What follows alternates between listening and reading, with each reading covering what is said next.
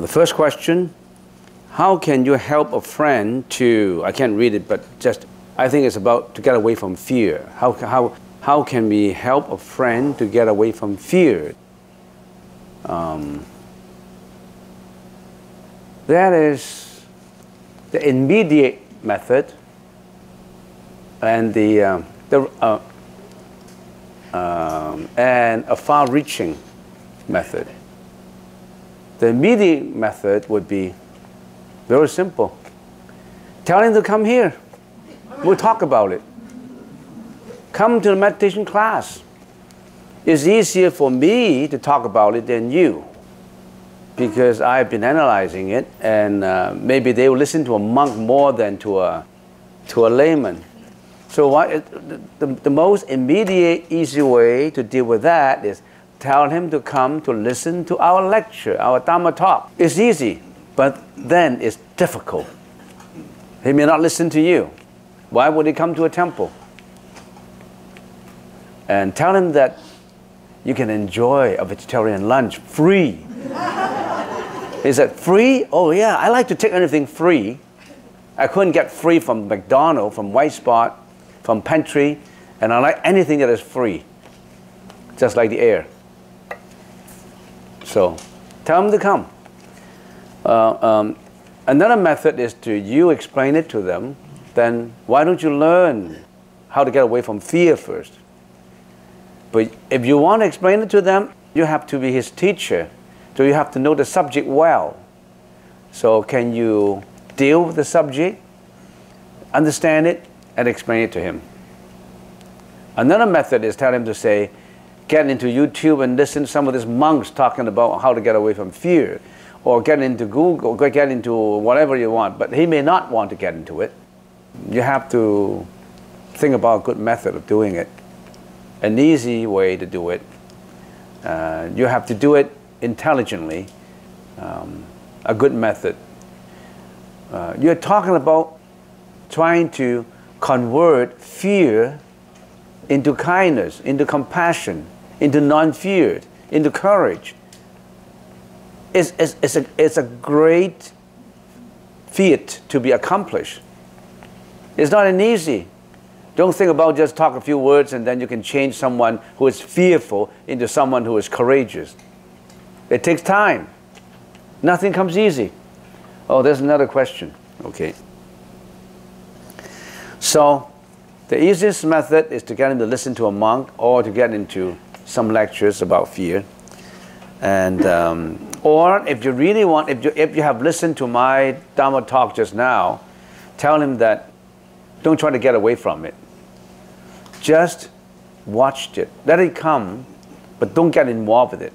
When the fear comes, you're so fearful, you are sweating, you lost your appetite, it's so fearful that you think you're going to die. You have a lot of anxiety that you think your relatives are going to die, your mom and dad, oh, you're so fearful.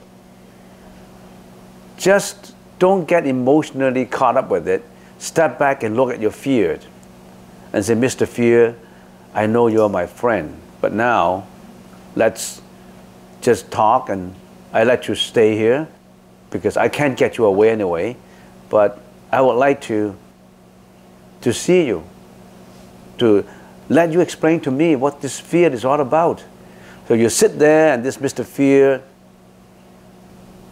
he will not try to talk. He will just keep silent. You just look at him silently, and he will look at you silently. You just watched it. See how the fear comes. It may be emotionally overwhelm you. It is so fearful that you don't want to you want to get away from it by eliminating your thought from it, but you cannot. You want to eliminate yourself from it because you're so fearful that you thought that you're going to die. And you want to escape. You escape from that fear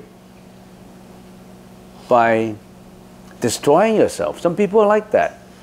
Some people commit suicide because of anxiety, of depression, of fear, of a lot of things. You must get away from it and look at it. And that's the first lesson. Don't get involved with it. Don't hate it. Don't reject it, because he won't. By hating it, you are more than just fearful. You are angry. That's even heavier for you than to handle. In the first place, you're handling fear only. Then you add it with anger. Don't do that. Just watched it, and then Mr. Fear, since you didn't say anything, I'm not going to say anything, and I would like you to dissipate. Don't take me in anymore. I know it's been wrong that I mix up with you, but I hope you can go away. It will go away. Because then you're not emotionally obsessed with it. You're fearful, but you try to distance your way from it. Distance yourself from it. So, accept it, embrace it, listen to it. Tell him why. Ask him why. Probably he won't answer, or he will give you answers. But you know that all the answers that he gave are conditional, are empty, are causes put together. There's no intrinsic nature on his answer. Because the fear comes through what? Through sunyata, through conditions coming all together that you have that fear. And all these conditions are just thoughts. They're not real. They're just thought. So if they are not real, why do you want to attach to something that is unreal? Let it come up and let it go. They're unreal. Don't hate it. Don't get angry with it. Just let it come, let it go. Like you are the mountain, and all these black clouds come by. You just watch the black cloud passing by. You don't go away with it. You are the mountain, irremovable. You're not moving. You're not moving. You're standing still and let the clouds drift by. Don't hate it. Don't hate the clouds. Just let it go by.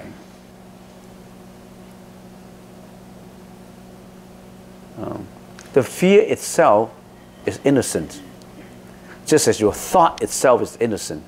It's just like it's just the emotions that breeds up the fear that get you obsessed.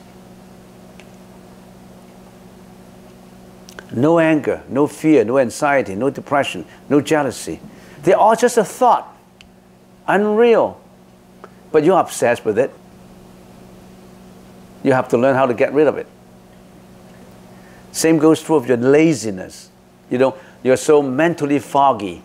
You don't want to do anything.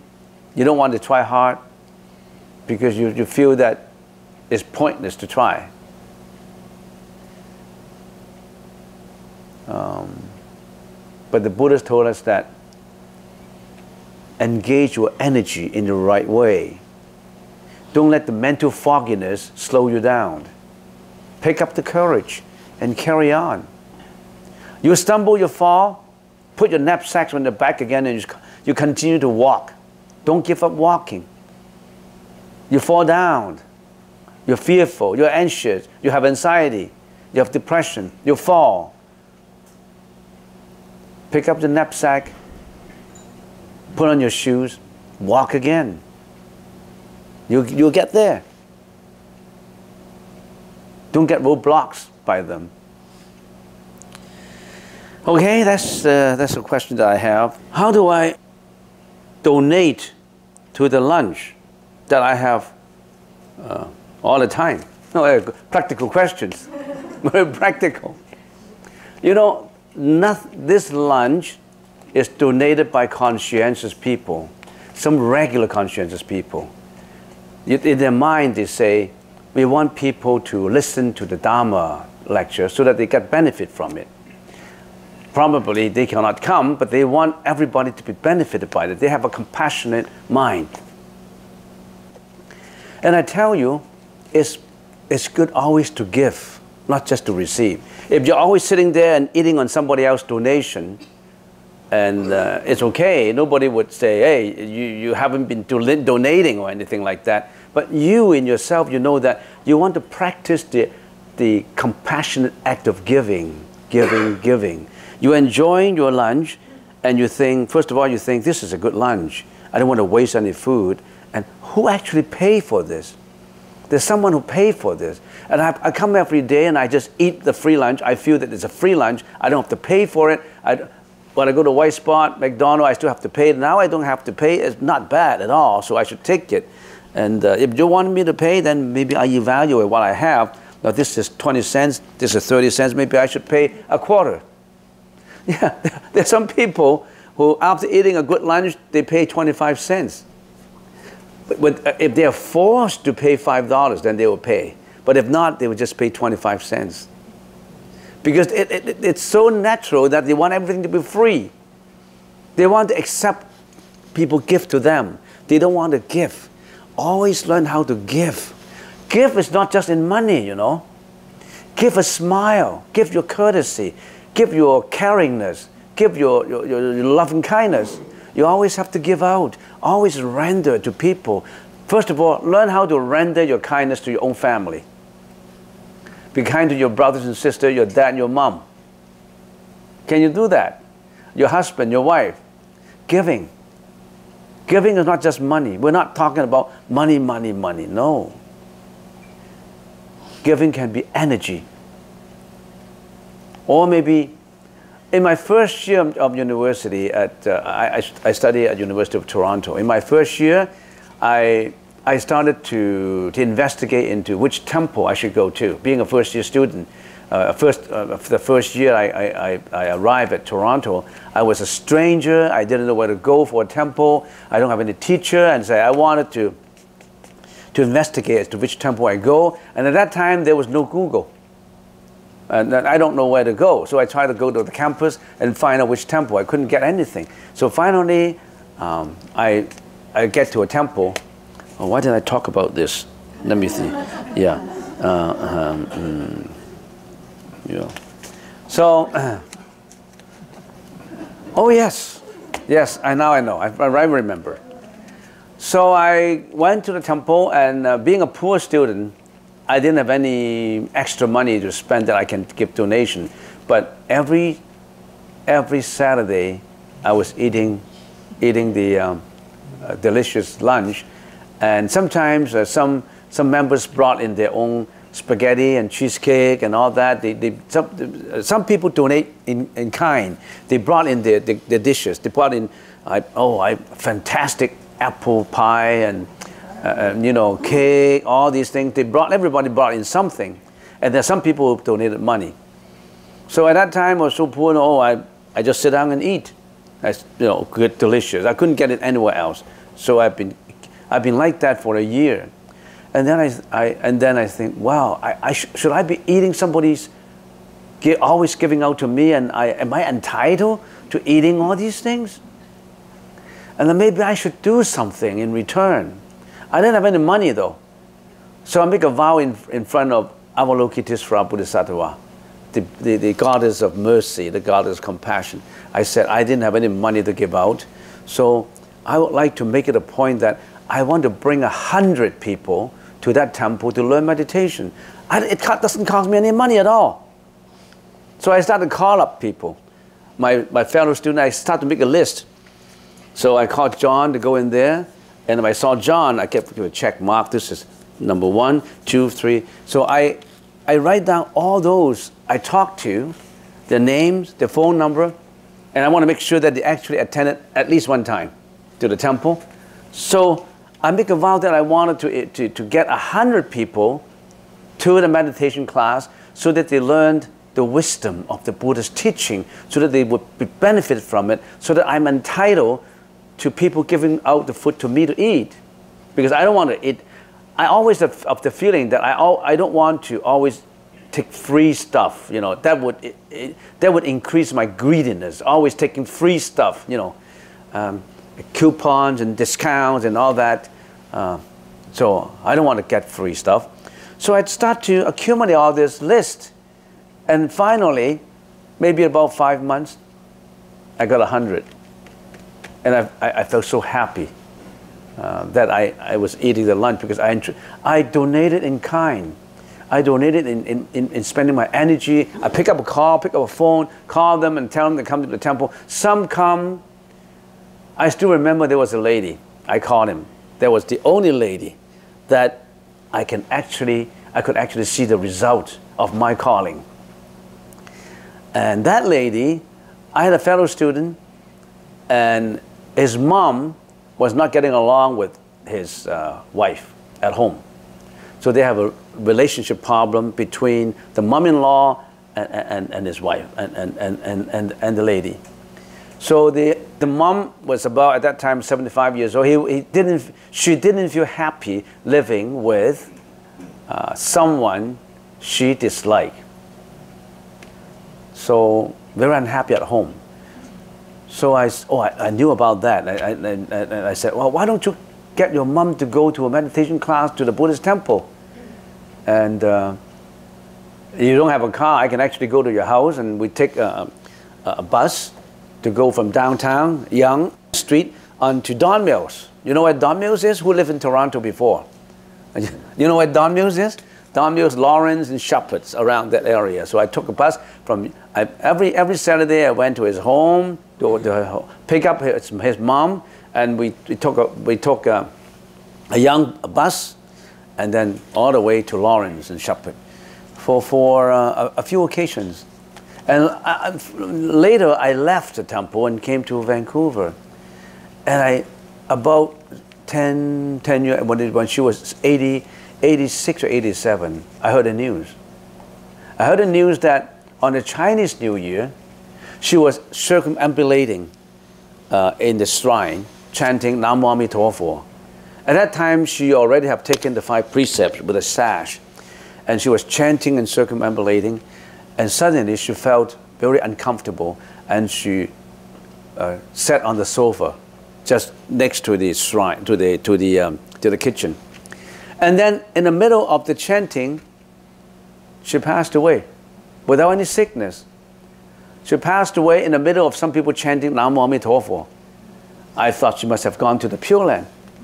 She didn't have any, she was not sick, and she was just feeling uncomfortable, and she was sitting there and passing away.